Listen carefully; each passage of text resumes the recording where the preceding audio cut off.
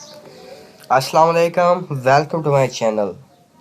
आज हमने structural isomerism की फिफ्थ काइंड को स्टडी करना है, मेटामरिज्म को। इससे पहले के लेक्चर्स में हमने chain isomerism, position isomerism, ring chain isomerism और फंक्शनल आइसोमरिज्म को देखा था और आज हमने देखना है मेटामरिज्म को। तो मेटामरिज्म क्या होगी?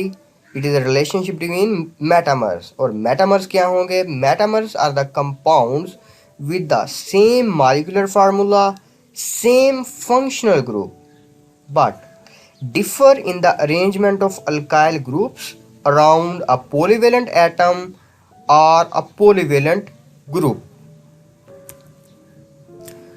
तो ये हमारे पास क्या होंगे? मेटामर्स। ओके। दूसरी बात आपने यहाँ पर ये याद रखनी है कि अगर आपके पास डिफरेंट फंक्शनल ग्रुप का केस आ गया तो वो कभी भी आपस में मेटामर्स नहीं होंगे, तो वो क्या होंगे? आपस में फंक्शनल आइसोमर्स ही होंगे। ठीक। कोवैलेंसी को देखते हैं तो सबसे पहले मोनोवेलेंट एटम और मोनोवेलेंट ग्रुप्स की बात करते हैं। ऑल हेलाइड्स और हाइड्रोजन ये मोनोवेलेंट एटम है और ये वाले जो ग्रुप्स हैं ये हमारे पास मोनोवेलेंट ग्रुप्स हैं। तो क्या इनके केस में कभी मेटामरिज्म हो पाएगी? कभी नहीं, क्योंकि पॉलीवेलेंट एटम और पॉलीवेलेंट ग्रुप का होना नेसेसरी है मेटामरिज्म के लिए। ठीक। तो पॉलीवेलेंट एटम और पॉलीवेलेंट ग्रुप्स में कौन कौन से इंक्लूड हो सकते हैं? वो ऑक्सीजन, नाइट्रोजन, सल्फर और ऐसे ये वाले ग्रुप्स इंक्लूड हो सकते हैं जो कि शो कर सकते हैं मेटामरिज्म को। तो नेक्स्ट, दिस इज इम्पोर्टेंट, बहुत अच्छे से आपने देखना है इसको कि मेटामर्स जो हैं वो कभी ऐसा लगेगा कि वो पोजीशन आइसोमर्स हैं, या कभी आपको ऐसा लगेगा कि जो असल में होंगे वो पोजीशन आइसोमर्स लेकिन लगेंगे क्या वो मेटामर्स। अब इन दोनों में हम थोड़ा सा डिफरेंस जो है वो क्लियर अपने माइंड में रखते हैं कि जो पोजीशन आइसोमर्स होते हैं इनमें हमें कार्बन कार्बन का जो स्केलेटन है वो डिस्टर्ब नहीं करना पड़ता, लेकिन एक आइसोमर को, एक मेटामर को दूसरे में कन्वर्ट करने के लिए हमें कार्बन कार्बन का लिंकेज ब्रेक करना पड़ेगा। ठीक। तो इसी को देखते हुए आप ये क्वेश्चन सॉल्व आउट करने की ट्राई करें और इन दोनों में रिलेशन फाइंड आउट करें। तो जैसे कि हमें नाम से ही लगता है कि 2 पेंटेनॉन और 3 पेंटेनॉन, मतलब जो कीटो ग्रुप है उसकी पोजीशन डिफरेंट हुई तो ये आपस में क्या होने चाहिए? Position isomer. तो कभी भी ऐसे क्वेश्चंस को डायरेक्ट आंसर देने की ट्राई ना करें। बेहतर आपके लिए यही है कि इससे आप स्ट्रक्चर जनरेट कर लें। तो अगर हम 2 पेंटेनॉन का स्ट्रक्चर जनरेट करेंगे तो कुछ ऐसा मिलेगा और 3 पेंटेनॉन का हमें कुछ ऐसा। और ये हमारे पास क्या है? पॉलीवेलेंट ग्रुप, और पॉलीवेलेंट ग्रुप के अराउंड डिफरेंट अल्काइल की अरेंजमेंट को हम क्या बोलते हैं? मेटामरिज्म। तो ये आपस मेटामर्स, तो ये आपस में क्या हुए? मेटामर्स हुए। These are not the position isomer, these are metamers. पहली जो कंडीशन है वो आपने ये याद रखनी है कि मेटामर्स के केस में डिफरेंट अल्काइल ग्रुप्स होते हैं। मतलब मेटामर्स में हमारे पास जो अल्काइल ग्रुप है वो कॉमन नहीं होता कि इसका जो मिथाइल है वो हमें इधर नहीं मिलेगा या इसका इथाइल वो हमें इधर नहीं मिलेगा।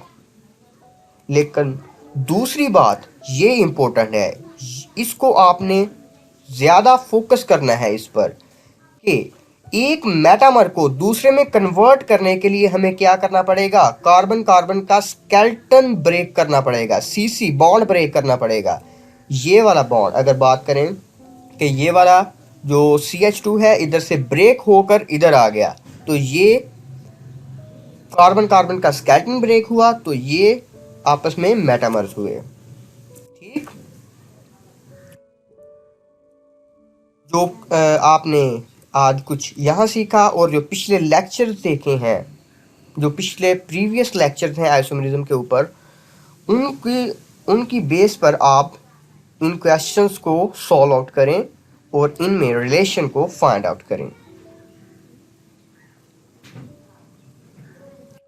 तो यहाँ पर हमें क्या नज़र आ रहा है, एक तो ये है हमारा पॉलीवेलेंट एटम, यहाँ पर भी प्रेजेंट है, मतलब यहाँ पर मेटामरिज्म शो हो सकती है। ठीक, और हमें यहाँ पर अल्काइल ग्रुप भी डिफरेंट मिल रहे हैं। ये एक मतलब एन प्रोपाइल हो गया, ये आइसोप्रोपाइल टाइप ग्रुप हो गया। क्या ये आपस में मेटामर्स हो सकते हैं? तो फर्स्ट कंडीशन आप देखें कि क्या यहाँ का जो ग्रुप है वो इसमें कॉमन है, तो मिथाइल ग्रुप इधर भी है तो इधर भी है। तो फर्स्ट केस तो कहता है कि ये मेटामर्स नहीं होने चाहिए। सेकंड केस की बात करते हैं तो हमें क्या यहाँ पर भी 3 कार्बन का हमें स्केलेटन मिला और यहाँ पर भी 3 कार्बन का ही मिलेगा। ठीक, मतलब हमें कार्बन कार्बन के स्केलेटन को डिस्टर्ब नहीं करना पड़ेगा। अगर डिस्टर्ब ना करना पड़ा तो ये आपस में मेटामर्स कैसे हो सकते हैं? तो ये आपस में मेटामर्स तो नहीं है, फिर ये आपस में मेटामर्स नहीं है, तो फिर क्या हो गया? ये आपस में पोजीशन आइसोमर्स हैं। क्यों? क्योंकि ये इस ग्रुप को आप ग्रुप मिथॉक्सी है ना, इसको डील करें कि ये 1 पोजीशन पर यहाँ पर अटैच है और यहाँ पर 1 2 मतलब यहाँ पर 2 पोजीशन पर अटैच है, तो मिथॉक्सी ग्रुप की पोजीशन डिफरेंट, तो ये आपस में पोजीशन आइसोमर्स। ठीक, नेक्स्ट क्वेश्चन को देखें और इसको सॉल्व करें।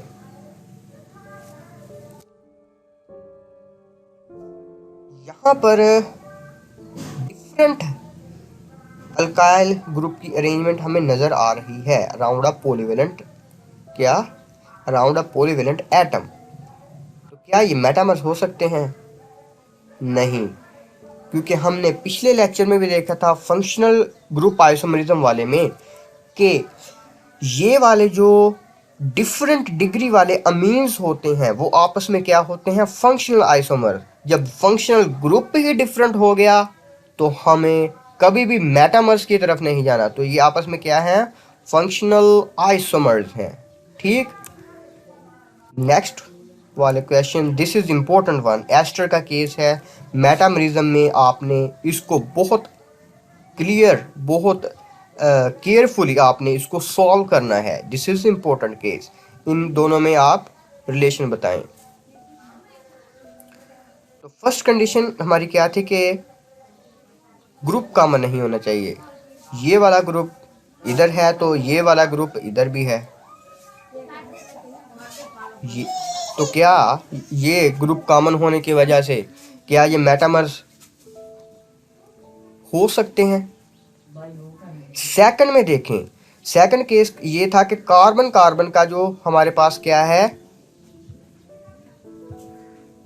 बॉन्ड ब्रेक करके हम ये वाला बॉन्ड ब्रेक करके ही इधर जाएंगे ना, तो कार्बन कार्बन का लिंकेज ब्रेक किया तो मेटामर्स, ये आपस में फिर क्या हुए? मेटामर्स। एस्टर का case is important in this case, in this isomerism, in this process of isomerism.